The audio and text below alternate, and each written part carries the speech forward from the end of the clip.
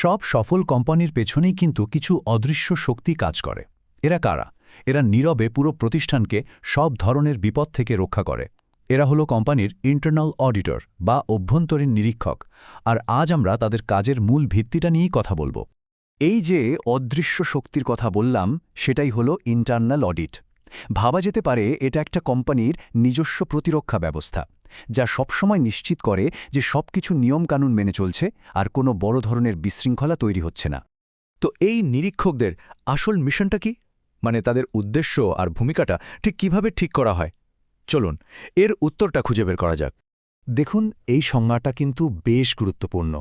এখানে দুটো শব্দ খেয়াল করুন, স্বাধীন আর বস্তুনিষ্ঠ। এই দুটো শব্দই কিন্তু পুরো ব্যাপারটার মূল ভিত্তি। এর মানে হলো নিরীক্ষকদের কাজ করতে হবে কোনো রকম চাপ বা পক্ষপাতিত্ব ছাড়াই, কারণ তাদের আসল লক্ষ্য শুধু ভুল খুঁজে বের করা নয়, বরং কোম্পানির কাজকর্মে আরও উন্নতি আনা। ব্যাপারটা কিন্তু বেশ মজার, তাই না? নিরীক্ষা মানেই যে শুধু ভুল খুঁজে বেড়ানো, তা কিন্তু একদমই না। যেমনটা এখানে দেখতে পাচ্ছেন, লক্ষ্য পূরণ করা থেকে শুরু করে কোম্পানির সুনাম রক্ষা পর্যন্ত সব ক্ষেত্রেই এর একটা বড় ভূমিকা আছে।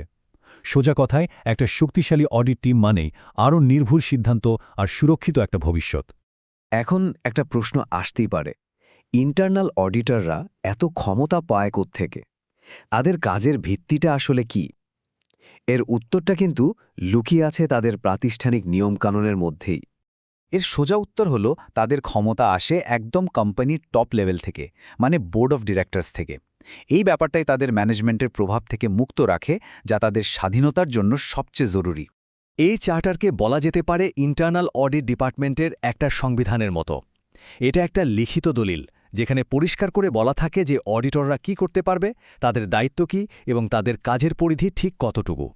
এই লিস্টের প্রত্যেকটা পয়েন্টই খুব জরুরি, কিন্তু শেষেরটা মানে অবাধ প্রবেশাধিকার, এটা ছাড়া পুরো ব্যাপারটাই অচল। ভেবে দেখুন, যদি নিরীক্ষকদের কোম্পানির যে কোনো তথ্য, কর্মী বা সম্পত্তিতে ঢোকারই অনুমতি না থাকে, তাহলে তারা আসল সত্যটা বের করবে কিভাবে? তাই এই ক্ষমতাটা তাদের জন্য অপরিহার্য।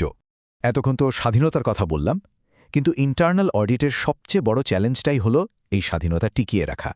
কারণ যখনই এই স্বাধীনতাতে একটু আঁচড় লাগে, পুরো সিস্টেমটাই কিন্তু প্রশ্নের মুখে পড়ে যায়। সহজ করে বললে, স্বাধীনতা মানে হল কোনো রকম চাপের কাছে মাথা নত না করা।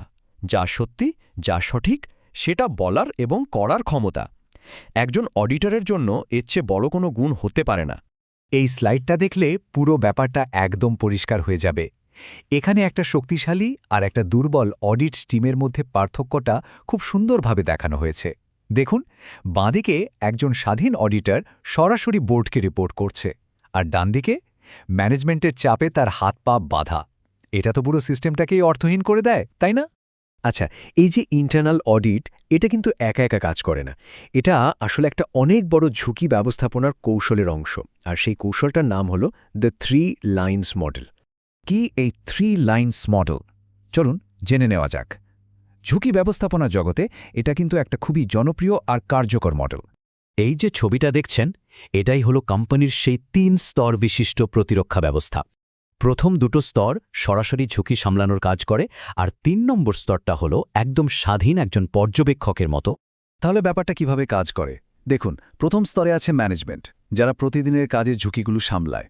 এরপর দ্বিতীয় স্তরে আছে কমপ্লায়েন্সের মতো বিভাগগুলো, যারা প্রথম স্তরের কাজ তদারকি করে।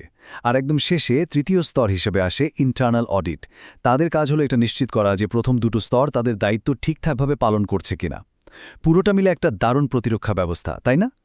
সুতরাং আমরা যদি পুরো ব্যাপারটাকে এক কথায় বলতে চাই, তাহলে দাঁড়ায় ইন্টারনাল অডিট হলো পুরো সিস্টেমের ফাইনাল চেকপয়েন্ট, একদম স্বাধীন একটা যাচাইকারী।